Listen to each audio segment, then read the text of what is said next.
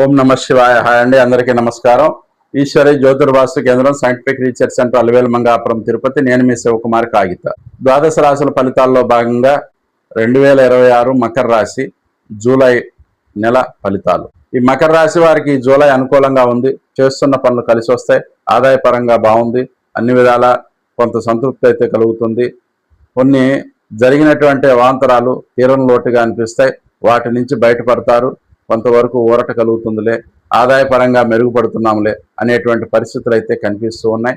అట్లాగే ఈ ధనుసు రాశి వారికి, అట్లాగే ఈ మకర రాశి వారికి అనుకూలమైన ఫలితాలు కలగటం కోసం శివారాధన చేయండి, మరింత సత్ఫలితాలు పొందగలుగుతారు.